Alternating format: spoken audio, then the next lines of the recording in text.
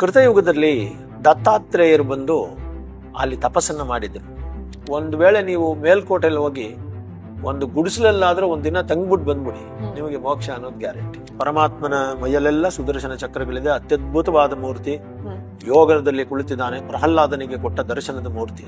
ದೆಹಲಿಯ ರಾಜ್ಕುಮಾರಿ ಮೇಲುಕೋಟೆಗೆ ಬಂದು ಬೀದಿಯ ನಾಚ್ಯಾರಾದ್ರು ಅಂತ ಆ ಕಥೆ ನಮ್ಗೆ ತಿಳಿಸೋದಾದ್ರೆ, ಮುದ್ದಾದ ಮಗುವೆ ಬಾಂಧ್ ಆಶ್ಚರ್ಯ ಆಗೋಯ್ತು ಎಲ್ಲಾರ್ಗು. ದಡ ದಡ ಅಂತ ಮಗು ಹಾಗೇನೆ ನಡ್ಕೊಂಡು ಬರೋ ಹಾಗೆ ಆ ವಿಗ್ರಹ ಬಂದು ತೊಡೆ ಮೇಲೆ. ವಿಷ್ಣುವರ್ಧನ ಮಹಾರಾಜ 5 ನಾರಾಯಣನ ದೇವಾಲಯಗಳನ್ನು ಕಟ್ಟಿಸ್ತ. ಈ ಎಲ್ಲ ಆ ಕಾಲದಲ್ಲಿ ಇದ್ದ ಎಲ್ಲ ನಾರಾಯಣರಿಗಿಂತ ಇವತ್ತಿಗೂ ಕೂಡ ಅಷ್ಟು ಸುಂದರವಾದ ಮೂರ್ತಿ ಇನ್ಯಾವುದೂ ಇಲ್ಲ. ಮೇಲ್ಕೋಟೆನಲ್ಲಿ ದೀಪಾವಳಿ ಹಬ್ಬನ ಆಚರಿಸೋದಿಲ್ಲ ಅಂತ ಹೇಳ್ತಾರೆ, ಆದ್ರೆ ನಡೆದಿದ್ದು ನಿಜ. ಅದು ಹತ್ಯೆ ಆಗಿದ್ದು ನಿಜ. ಅಯ್ಯಂಗಾರ ವಂಶಸ್ಥರು ನಾಶವಾಗಿದ್ದು ನಿಜ. ತಂಗಿಯ ಕೊಳದ ನೀರು ಅತ್ಯಂತ ಪರಿಶುದ್ಧವಾದ ಸನ್ಮನುಷ್ಯ ಮನೋಯಥಾನುವಾಗಿರುವಂತಹ ಒಳ್ಳೆ ನೀರು. ಆದ್ರೆ ಈ ನೀರು ಚೆನ್ನಾಗಿ. ಮೇಲುಕೋಟೆಯ ಪುಳಿಯೋಗರೆ ಯಾಕಷ್ಟು ಫೇಮಸ್?